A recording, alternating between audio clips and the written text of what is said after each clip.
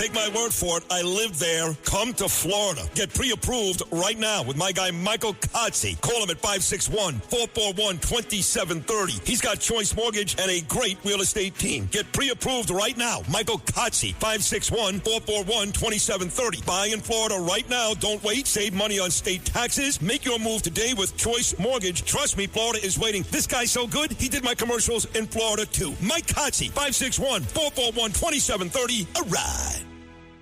This podcast is brought to you by Carvana. Carvana makes car selling fast and easy from start to finish. Enter your license plate or VIN and get a real offer in seconds, down to the penny. If you accept, Carvana will come pick up your car from your driveway. Or you can drop it off at one of our car vending machines. Either way, you get paid instantly. It's fast, transparent, and 100% online. Car selling that saves your time. That's Carvana. Carvana. Pickup fees may apply. It's the 77 WABC News Hour. Sponsored by Secure Cash, LLC. Talking the news with Noah Layden. All the news you need to know with Joe Nolan, traffic, Justin Ellick, sports. And now, Talking the News with Noah on 77 WABC. Yes, that's me. Good morning. It is Monday, December 22nd. Your forecast from the 77 WABC Weather Center. Sunshine this morning. Some clouds this afternoon, high 38. Tonight and overnight, snow showers, low 34.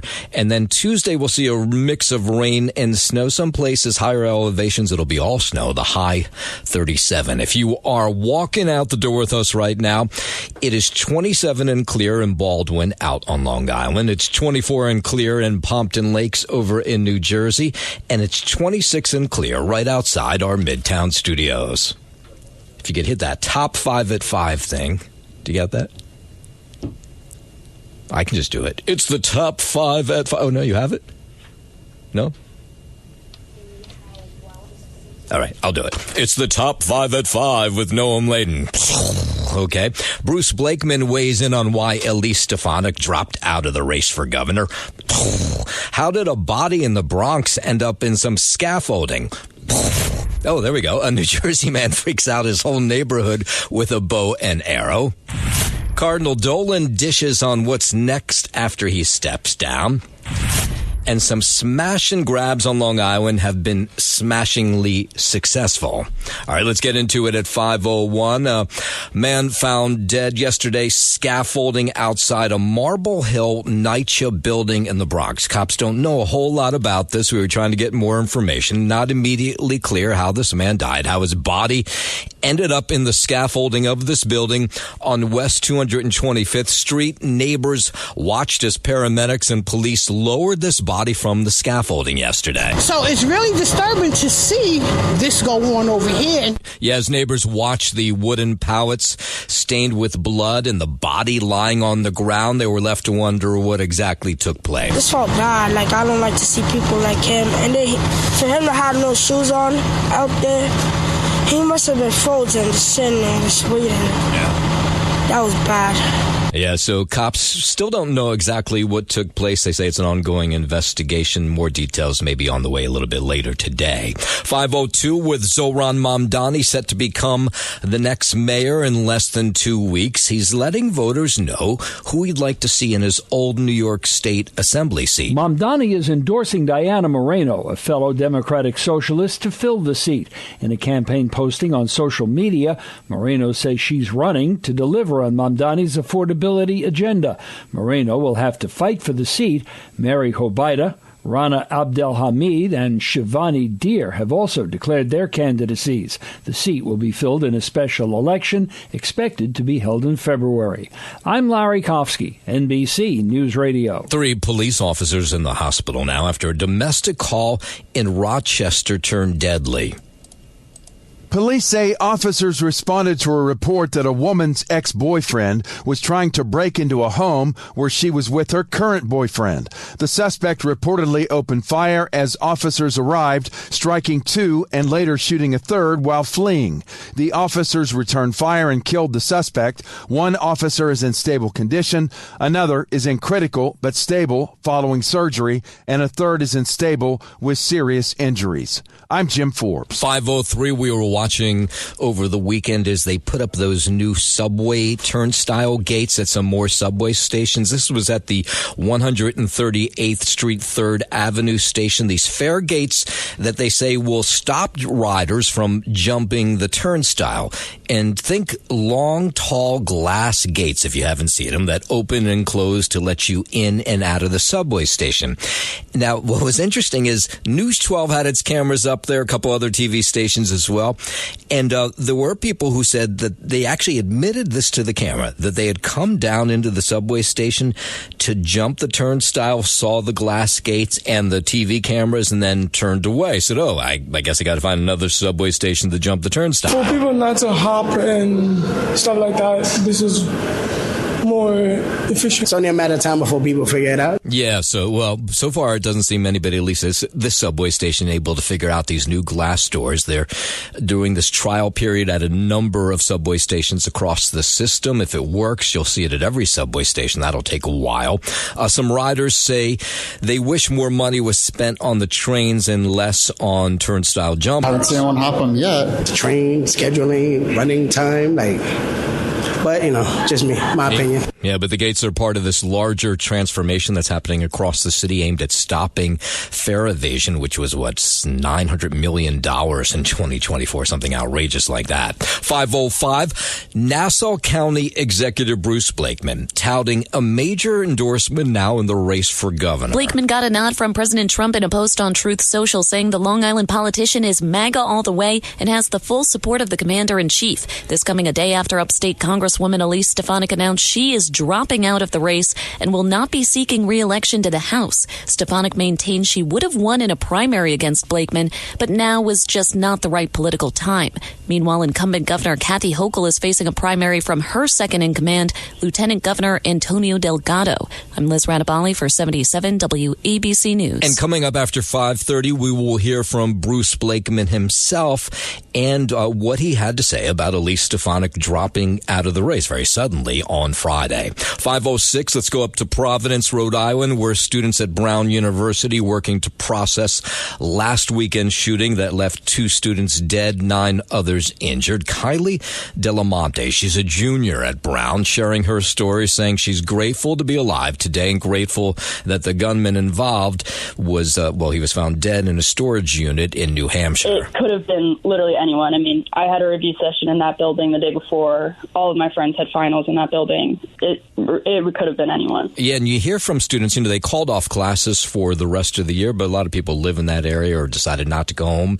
And they say that mass shooting changed their outlook on college campus life. There's not much I can do in going to school. I have to go to school, but I feel like I'm definitely going to be more on guard all of the time. Yeah, and who can blame her? Meanwhile, the mayor of Providence asking the FBI now to pay the full reward to the Brown University shooting tipster. Mayor Mark Smiley made the request in a letter to FBI Director Kash Patel on Friday, Smiley calling the tipster known as John a hero, urging the agency to pay him the full $50,000 reward. Providence police hailed the anonymous tipster as being the key to solving the case and identifying the Brown shooting suspect. It's unclear if the FBI will issue the full $50,000 reward. I'm Lisa Carton. WABC News Time 5:09. 8 days after director Rob Reiner and his wife Michelle were allegedly murdered by their son, neighbors in their Brentwood neighborhood continue to reflect on what took place.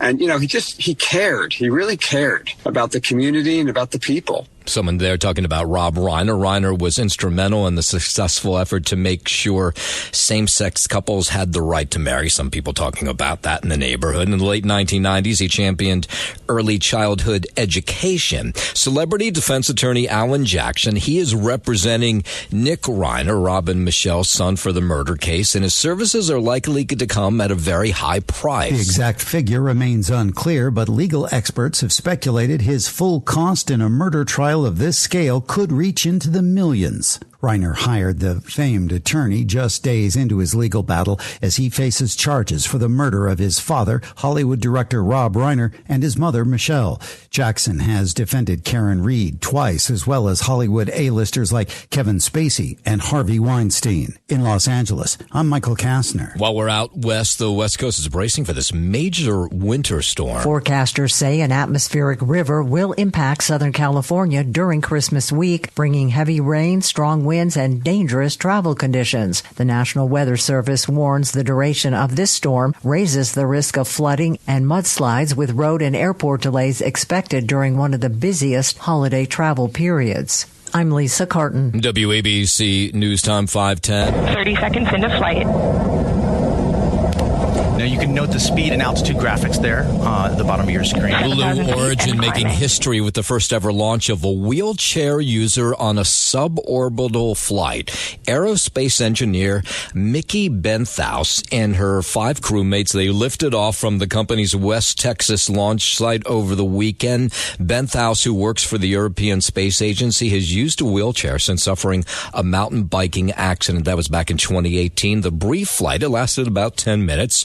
Reached an altitude of about 62 miles before the crew capsule safely parachuted back to Earth. Out to Washington State, where Governor Bob Ferguson mobilizing the National Guard to monitor the levee system for potential weaknesses. This is after just more than a week of flooding there, and they're worried that these levees may not hold. The experts we have been speaking with make it clear that there has been historic stress on the system. The sheer number of days and the sheer amount of water is historic. Yeah, the flooding just so intense. Ferguson mobilizing 100 National Guard members. 50 of those people will help monitor the levees around the clock. They continue to do so. The risk of a breach is still real. This is an extremely unpredictable situation. 50 of those National Guard members will be made available to help patrol the levees. Eyes on the levee at all times. 5:12, let's bring it back home. Luigi Mangione lawyers are calling for Attorney General Pam Bondi to recuse herself from the murder trial. In filings on Friday, they claim Bondi has a profound conflict of interest due to her ties to a lobbying firm that represents United Healthcare. The defense attorneys argue that Bondi's past and present financial interest in Ballard Partners violates Mangione's due process rights. Mangione's defense team also wants prosecutors barred from seeking the death penalty in the case, along with some evidence and statements thrown out. A hearing to discuss these issues is scheduled for January 9th. I'm Rob Martier. 5:12, homicide detectives investigating after a 76-year-old woman was found murdered in a lower Manhattan apartment. Investigators say it happened at the Knickerbocker Village complex on the Lower East Side. The victim was found unconscious, and there were signs of trauma to the head and body. A neighbor tells ABC7 there was a fight going on inside the apartment the night before she was found. No word if the woman lived alone, but the neighbor said the community is gated and you have to press a buzzer to be let into the building. I'm Lisa Salvati. And we'll hear more from some of the neighbors and people who knew the victim coming up after 5:30. Talks between the U.S. and Russia to end the war in Ukraine currently underway in Miami. Russian President Vladimir Putin's special envoy met Saturday with U.S. envoy Steve Witkoff and Trump advisor and son-in-law Jared Kushner. Russian envoy Kirill Dmitriev told reporters the talks were positive and will continue. President Trump's envoys have been negotiating for weeks for a 20-point peace plan in Ukraine. U.S. officials say differences remain on issues of territory and security guarantees for Ukraine, which was invaded by Russia. I'm Michael Kastner. 5:13, rapper Nicki Minaj making a surprise appearance at Turning Point USA's America Fest yesterday. Nicki joined Erica Kirk on stage yesterday to bash California Governor Gavin Newsom and praise President Trump, at one point throwing out advice to the crowd to don't be new scum, is the word she used. Dear young men, you have amazing role models like our handsome, dashing president. Minaj says she has the utmost respect and admiration for President Trump. You have amazing role models like our handsome, dashing president. And you have amazing role models like the assassin J.D. Vance, our vice president. Meanwhile, the widow of Charlie Kirk endorsing J.D. Vance for president in 2028. Erica Kirk made the endorsement ahead of today's keynote speech by Vance at the Turning Point USA America Fest event in Arizona. Kirk said, quote, "We are going to get my husband's friend, J.D. Vance, elected in the most resounding way possible." Vance has not officially launched a bid for the presidency yet, but has left the door open. I'm Lisa Carton. WABC News Time 5:15. A little sports. Justin Ellick's got the day off, but here's Rhonda Moss with a Sports Minute. Drake May threw 2 fourth-quarter touchdowns to help the Patriots rally beat the Ravens 28-24 to clinch a playoff spot for the first time since 2021. Lamar Jackson left in the second quarter with a back injury. May on the team refusing to give up. Yeah, so proud of this team, man. Took everybody. That's what we knew coming into it. You know, our goal this week is win together. Man, it was together. It felt good getting that one. Just props to these guys. You know, keep fighting. Steelers held on, beat the Lions 29-24, now lead the AFC North by 2 games over the Ravens. With the Lions loss, the Bears and Niners, who play the Colts tonight, have clinched a spot in the playoffs. Jags ended the Broncos' 11-game win streak. Texans beat the Raiders for their 7th straight win, sit a game back of the Jags for first in the AFC South. Panthers beat the Bucs, take over sole possession of first place in the NFC South. In baseball, the Red Sox acquired first baseman Wilson Contreras from the Cardinals. That's sports. I'm Rhonda Moss. Yeah, and the Jets, they fell to 3-11 after they got crushed by the Saints. 29-6 on the road in New Orleans. Gang Green now has the 4th pick in the draft, and I guess that's what it's all about since nothing's happening for this season. They'll host the Patriots next Sunday. The Giants, they lost to the Vikings 16-13 out at MetLife. Jackson Dart threw for just 33 yards and an interception. The 2-13 Giants still hold the top pick in April's draft. They'll visit the Raiders on Sunday. The Knicks took down the Heat 132-125 out at the Garden. Jalen Brunson, he had 47 points. New York has actually won 8 of its 9 last games. They'll visit Minnesota tomorrow. The Nets, they crushed the Raptors 96-81 out at Barclays. Michael Porter Jr. led off scorers, 24 points. Brooklyn, who has won 2 of 3, they'll visit the 76ers in Philly tomorrow. Rangers lost to the Predators in Nashville. New York will visit the Capitals tomorrow night. And the Devils, they fell to the Sabres 3-1 at home. Jack Hughes scored the lone goal about halfway through the first period. New Jersey had a 2-game winning streak come to an end last night. WABC News Time 5:19. Let's go down to D.C. House Minority Leader Hakeem Jeffries accusing Republican lawmakers of not being serious about health care as Affordable Care Act subsidies are set to expire at the end of the year. Republicans have been burying their heads in the sand for the last several months. Meanwhile, tens of millions of Americans are on the brink of experiencing dramatically increased health insurance premiums if the Affordable Care Act tax credits are not extended. It comes after House Republicans narrowly passed the bill that does not extend the expiring subsidies.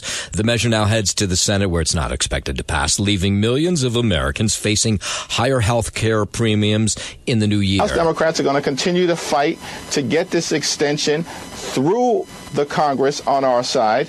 It will pass with a bipartisan majority. Now, President Trump has stood behind the decision by the House GOP not to extend those Affordable Care Act subsidies. Meanwhile, the president announcing new deals that will lower drug prices. The president joined by executives from pharmaceutical companies who have agreed to the administration's most favored nation pricing initiative. Whatever the lowest number is, if it's Germany, if it's in UK, anywhere, we will match that price.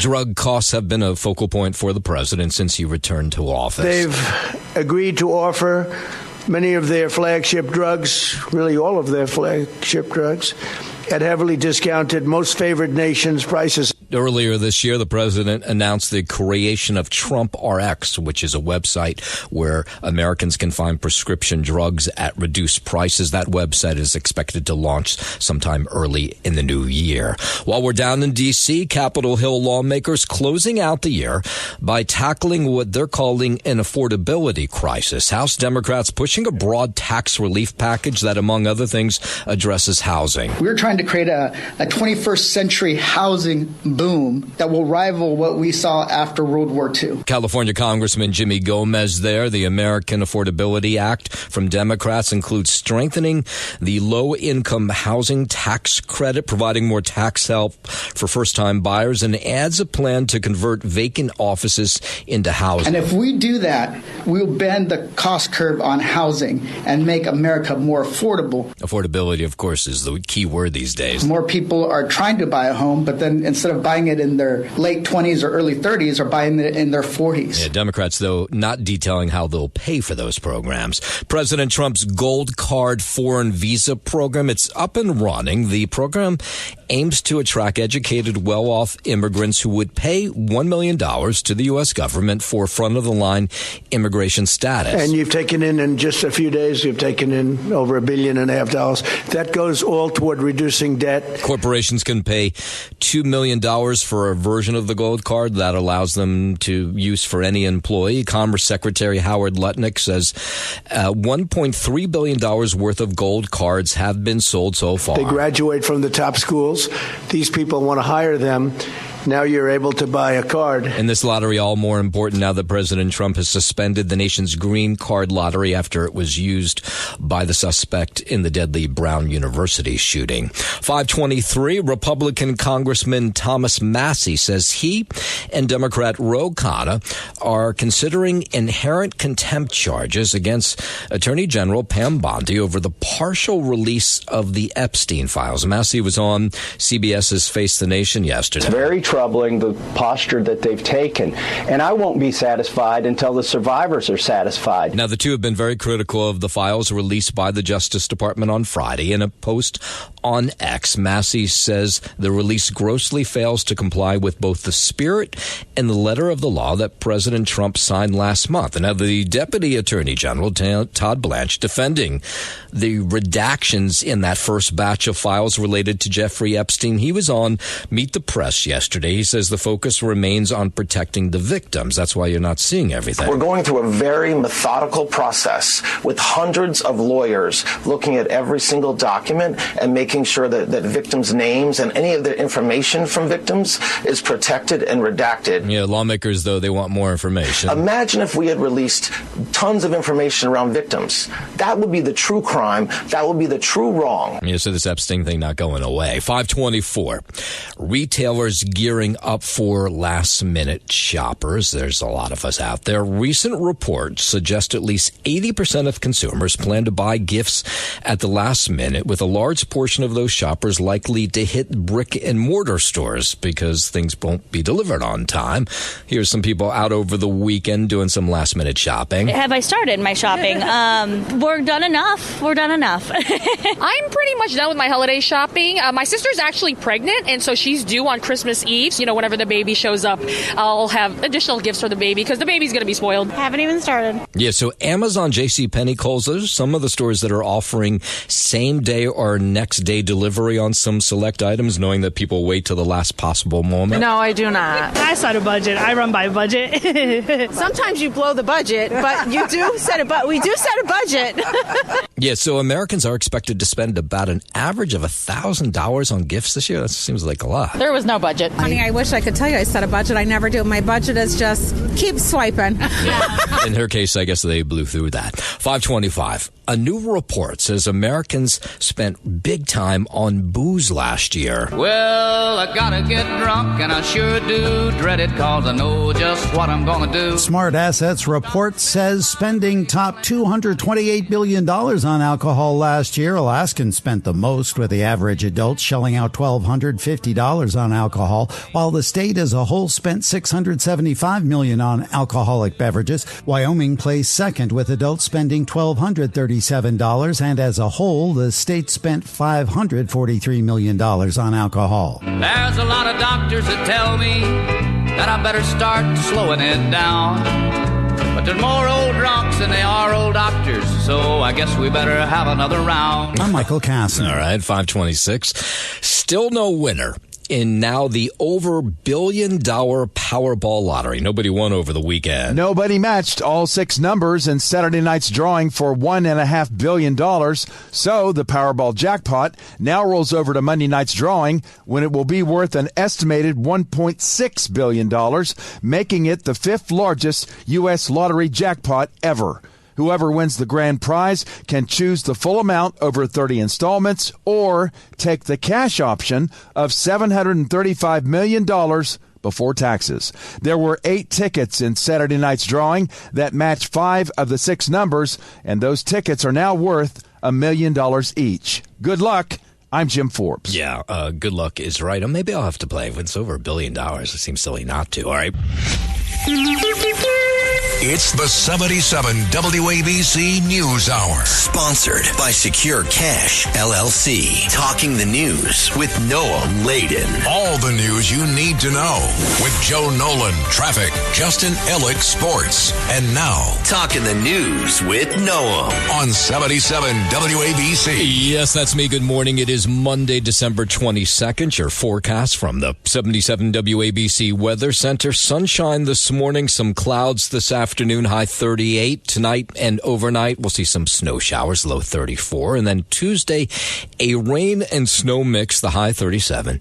If you're walking out the door with us right now, so happy you are. It's 27 and clear in Baldwin out on Long Island. It's 24 and clear in Pompton Lakes over in New Jersey. And it's 26 and clear right outside our Midtown studios. WABC News Time 540. President Trump backed Nassau County Executive Bruce Blakeman for governor on Saturday, a day after Congresswoman Elise Stefanik stunned everybody by dropping out of the race for governor.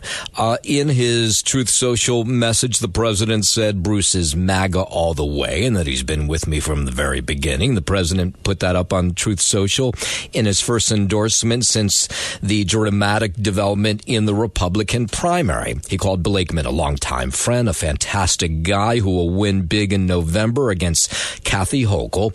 And then Bruce Blakeman, they asked him, they said, hey, what do you think happened? Why did Elise Stefanik drop out of the race all of a sudden for governor? And all he had to do was sort of give her praise. He didn't want to weigh in on why she dropped out. Elise Stefanik is a great public servant. She served with great distinction in the House of Representatives.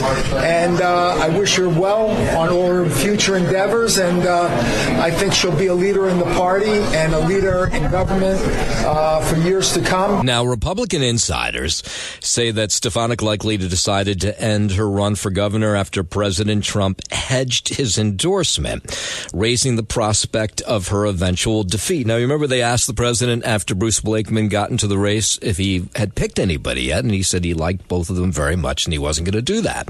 Now, you'll remember back last year, Stefanik, or earlier this year, Stefanik had been tapped to become the U.S. ambassador to the United Nations, but the president in March pulled that nomination after House Speaker Mike Johnson said he needed Stefanik to remain in her seat because they had a very small majority in the House. So the thought is, anyway, we don't know this for sure, at this time he maybe promised the president, Elise Stefanik, that he would endorse her in a race for governor next year if she ran. And then when he hedged on that, maybe that's why she dropped out. Will we ever know the real story? Probably not. But for now, Stefanik says she won't seek re-election next year, her current term that ends in January of 2027.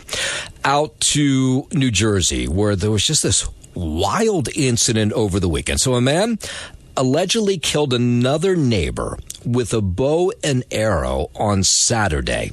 And then he barricaded himself in his Kearny, New Jersey home that then erupted into flames. The thought is maybe he started the fire himself. It also started this long police standoff that went from Saturday into Sunday. The Hudson County Prosecutor's Office said police were on the scene. It appeared that the victim, we don't know what the relationships is, but the victim was a gentleman from Harrison, New Jersey, who was killed with his bow and arrow. Nearby residents were forced to shelter in their home Saturday into into Sunday as a SWAT team arrived and began negotiations with this individual who had the bow and arrow. And they were told, just, don't leave your home, or don't leave your home until you ask us to do so. Around 7 or 8 o'clock, the police started showing up, and they started doing the investigative work. And about 12 a.m., I walked by, and I saw that's when the SWAT team started showing up. Now, some of these neighbors were forced to evacuate when this fire broke out. The alleged killer emerged from his home on Sunday with knives and clad in a red bandana, black jacket, and he was covered in soot, assuming it was from the fire. He was eventually cuffed and taken into custody. Now, we don't have any motive for why he allegedly killed this individual with a bow and arrow. And that was clearly a deliberate choice, but I hope the family finds peace in these trying times. This man, he had to have been mentally disturbed. He looked like a normal person, for me, but you never know. Yeah, so again, we don't know exactly all the details behind this, and I will say when it comes to the Hudson County's prosecutor's office, they're not great at giving us details. That's been my experience over my couple decades of doing news, so maybe we'll find out more about this story, but also maybe we won't. While we're in New Jersey, the police chief of Totowa facing kidnapping and domestic violence charges in Massachusetts following an incident there at a hotel. 47-year-old Carmen Veneziano was indicted for allegedly confining and attacking a woman in a hotel in Boston's Back Bay. Now, this took place back in September. He was arrested Friday in Passaic County, New Jersey. He waived extradition proceedings, was scheduled to be arraigned today. The mayor of Totowa says the chief was being held over the weekend at the Bergen County Jail after the extradition hearing. Now, he wanted to let people know of Totowa that while there isn't a police chief right now, the police are fine, that they're running services as they normally do. Quite surprised by that. The men and women who work for him respected him. Our community should not be concerned there's any type of absence because our captains are very experienced. Yeah, so an interim police chief will be appointed, the mayor said, and I imagine we'll get more details from the authorities in Massachusetts about what this is all about, including the police chief and what took place in that hotel room back on September 14th. 5:45, Justin Alex got the morning off, so you have Rhonda Moss doing the Sports Minute this morning. Drake May threw 2 fourth-quarter touchdowns to help the Patriots rally beat the Ravens 28-24 to clinch a playoff spot for the first time since 2021. Lamar Jackson left in the second quarter with a back injury. May and the team refusing to give up. Yeah, so proud of this team, man. Took everybody. That's what we knew coming into it. Our goal this week is win together. Man, it was together. It felt good getting that one. Just props to these guys. Keep fighting. Steelers held on, beat the Lions 29-24, now lead the AFC North by 2 games over the Ravens. With the Lions loss, the Bears and Niners, who play the Colts tonight, have clinched a spot in the playoffs. Jags ended the Broncos' 11-game win streak. Texans beat the Raiders for their 7th straight win, sit a game back of the Jags for first in the AFC South. Panthers beat the Bucs, take over sole possession of first place in the NFC South. In baseball, the Red Sox acquired first baseman Wilson Contreras from the Cardinals. That's sports. I'm Rhonda Moss. And back here in New York, the Jets fell to 3-11. They got crushed by the Saints, 29-6 on the road in New Orleans. Gang Green now has the 4th pick in the draft. That's what it's all about now, since it's such a lousy season. They'll host the Patriots on Sunday afternoon. The Giants, they lost as well to the Vikings, 16-13 out at MetLife. Terrible day for Jackson Dart. He just threw for 33 yards and an interception. The 2-13 Giants, they hold the top pick in April's draft. They'll visit the Raiders next Sunday. The Knicks, better for them. Jalen Brunson, he exploded for 47 points as the Knicks took down the Heat 132-125 at the Garden. New York has won 8 of its last 9. They'll visit Minnesota tomorrow night. Nets crushed the Raptors 96-81 out at Barclays. Michael Porter Jr., he led all scorers with 24 points. Brooklyn, who's won 2 of 3 now, they'll visit 76ers in Philly tomorrow night. Rangers lost to the Predators 2-1 in Nashville. Nashville, and the Devils fell to the Sabres 3-1 at home. WABC News Time 5:49. An NYPD cop shot and killed a man who charged at them with a box cutter. This all happened in front of his parents early Sunday morning. The 29-year-old man's parents called the cops to their apartment in Far Rockaway about 12:25 a.m. yesterday morning, saying they were worried about their son and they could not find them. So police officers show up at this house in Far Rockaway. They searched the house for this 29-year-old. They finally found him. He's holding a box cutter.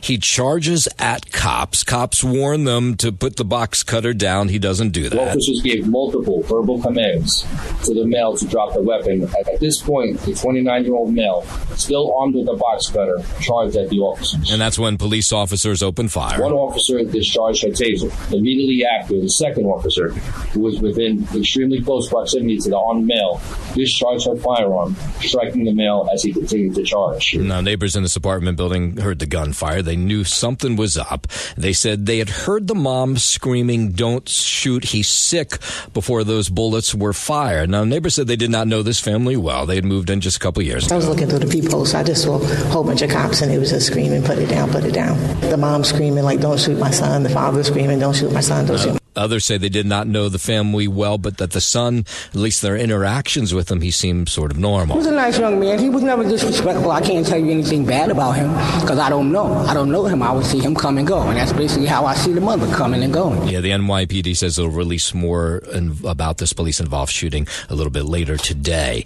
Down in Chinatown, they think they have the person who may be involved in this elderly woman's bludgeoning death inside her Chinatown apartment. She was found bloodied in her home on Friday. Her name is Zhu Hao. She had injuries to her body, pronounced dead on the scene Friday night inside this apartment at the Knickerbocker Village complex. That's on Monroe Street. 76-year-old was found on the floor by her son. Neighbors say they'll feel frightened until the person who's behind this has been cuffed. We don't know if the perpetrator even lives in the vicinity or lives in the building or could even be a neighbor. Now, there are no arrests, but neighbors say they were told by police that they're looking for the woman's son. Now, as of Sunday afternoon, nobody was in custody. Whoever did it was saw that she was old, maybe not able to move around as a younger person, and saw whatever was the opportunity. Well, it's awful. Yeah, Knickerbocker Village, by the way, is this sprawling, subsidized middle-income housing complex that borders Chinatown, the Lower East Side. It was built back in the 1930s. A lot of senior citizens live in this building. That's why they were worried, of course, when they heard a fellow senior citizen had been murdered. Of course, it's shocking. I mean, there's no word for it. It is very important because if he was able to do that, how do we know if he's not looking for the next victim? Now, again, neighbors saying that police told them they're looking for the woman's son as the person of interest in this case. Police would not confirm that to us. 5:53. East New York, Brooklyn residents holding their belongings a little bit closer these days. There's serial purse snatchers and pickpockets that have hit up a lot of people since the beginning of December. The latest woman was a 60-year-old who was pushed to the ground, had her purse ripped from her hands. I wasn't raised in that type of way. Like, that don't sit right with me. As a man, you're not supposed to go out and do day-room stuff to women, especially the 60-year-old. When I heard that, that broke my heart.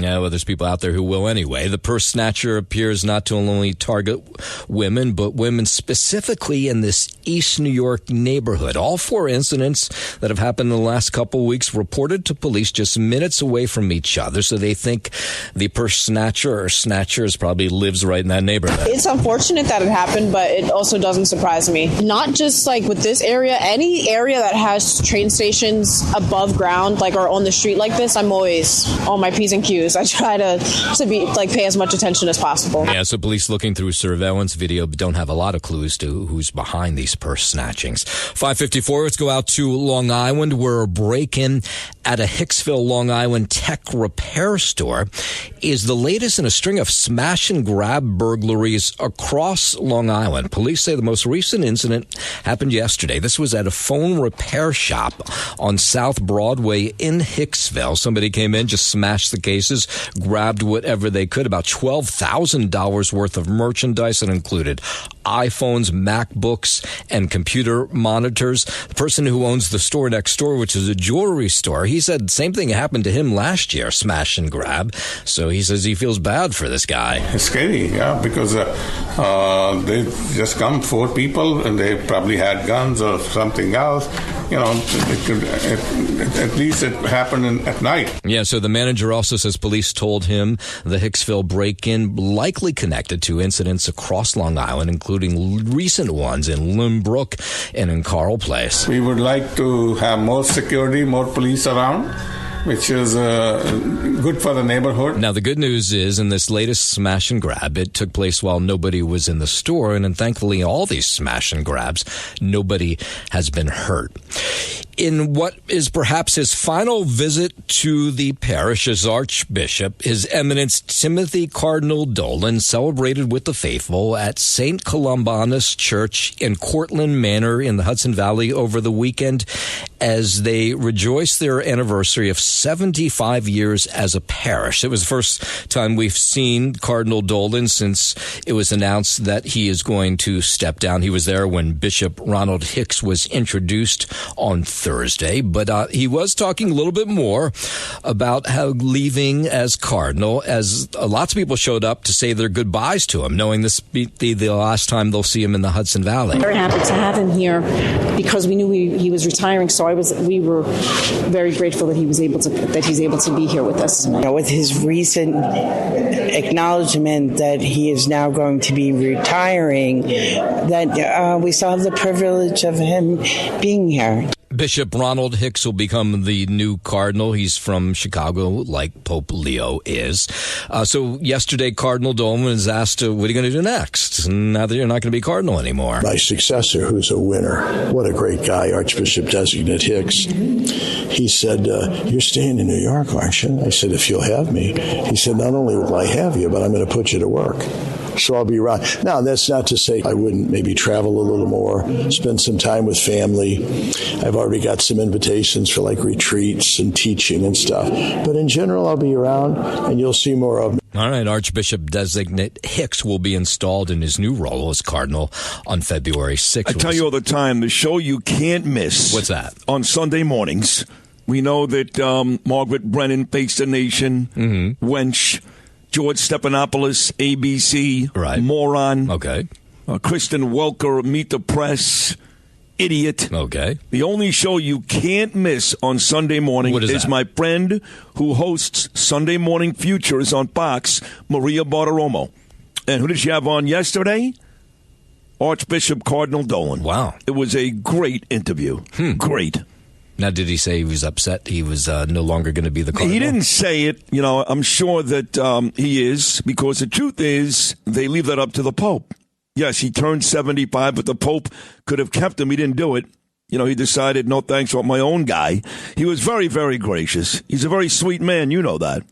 But it's a great interview. So if you like Cardinal Dolan, go back and check out Bartiromo and Dolan, Fox News, yesterday morning. And by the way, we'll get another month or so of him. He doesn't leave until February 6th. So, yeah. No.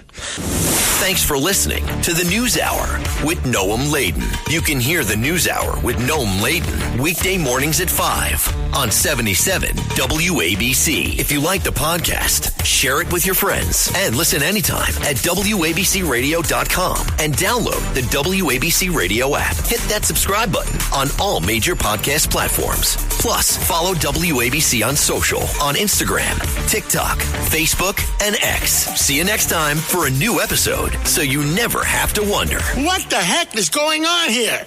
Every week, the Payne family cuts straight to the real financial story. The one question, Bob, everyone's asking is, are we in an artificial intelligence bubble? You've been through boom and busts. What do you think? No hype, no myths. Just what actually matters to your money. does feel very similar to what we experienced in the 90s. Where are we, though? Are we in 1995, 1997, 1999? Listen to The Pain Points of Wealth on the Red Apple Podcast Network.